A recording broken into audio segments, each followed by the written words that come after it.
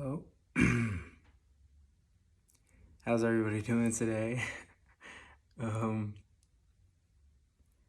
Today we're talking about something that I feel I'm going to be talking about for a very long time. And this is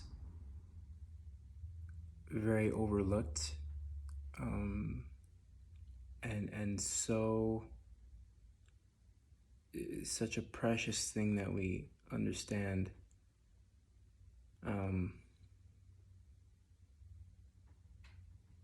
And it's about honoring originality and authenticity. So it's gonna sound very similar to if you ever heard Kanye giving the coffee table example. You know, you have this kid that jumps on a coffee table and everyone says, no, don't do that. Everybody in the lounge says, no, don't do that. And then by the time the kid is 8, 7, 9, you have hundreds, maybe thousands of coffee tables.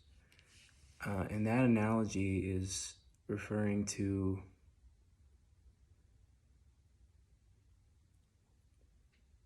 the basic, fundamental, habitual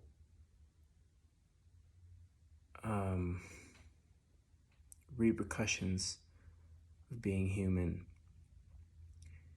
We have this uncanny ability to train an awareness or a capacity of doing into our blueprints. I want you to picture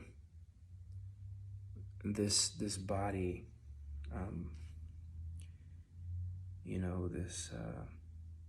this avatar as a.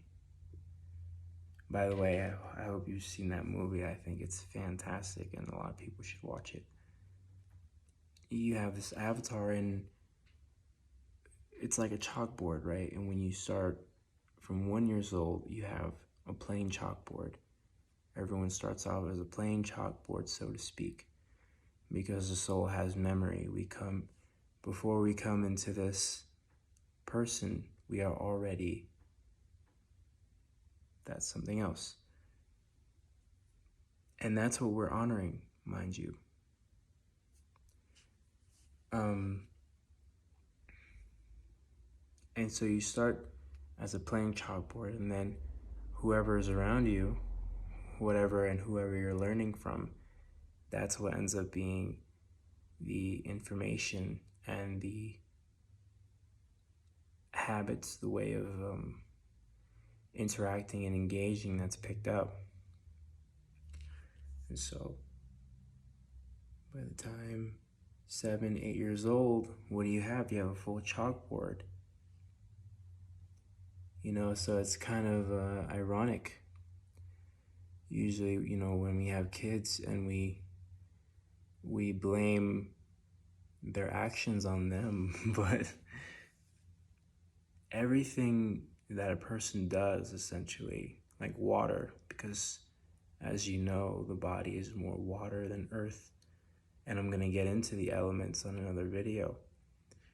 Everything that's done is something that is absorbed.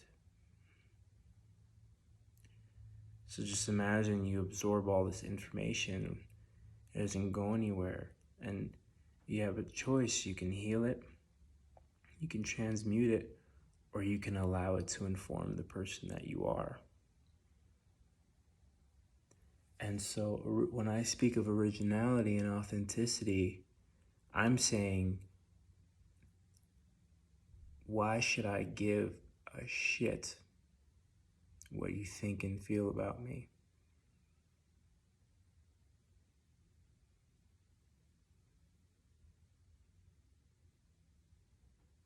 It's that simple. Right now, the basis of how I act and what I say, is it going to be in such a way that honors and that pleases you? Or should it be in such a way that honors and pleases me? See, that's the thing. And I believe the root of a lot of our psychosis and neurosis, when we're talking about whether it's depression, ADHD, things that we say, there's a practical science to this. There is, and then there's also acknowledging the apparent toxicity of the modern world and the social norms therein.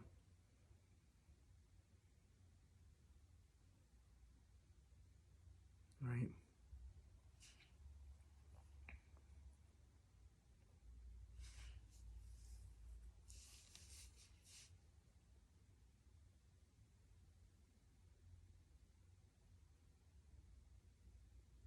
And I like to think of the talk that Joaquin Phoenix gave a long time ago. It was his Oscar speech. And he said, the world has such an egocentric worldview. We, as humans, because we seem, and I'm going to use the word seem, to have the most intelligence, we put ourselves above animals and plants and all these things that we're supposed to be living in harmony with, that we're coinciding with. But we treat them with such disdain, such disrespect, as if they're other. The sun beats on them the same way it beats on us. So who are you? And I mean that in more ways than I just said. Who are you?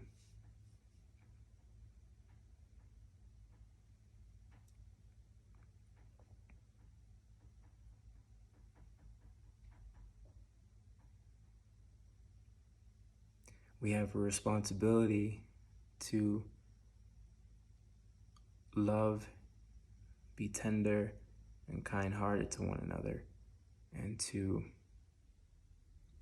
nurture the essence of one another.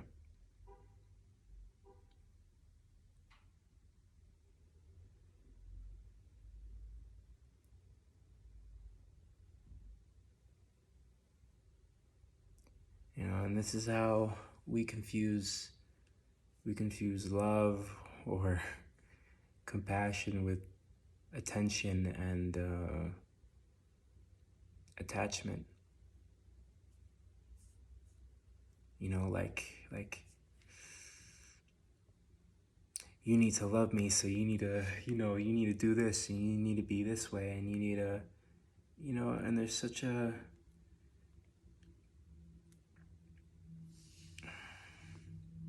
and we're so unaware because it's already conditioned,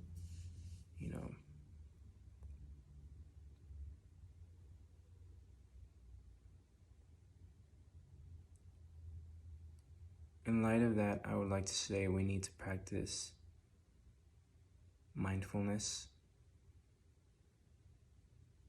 awareness. These are very, very similar ways of saying, take out all the noise, put it aside, and really, really see yourself.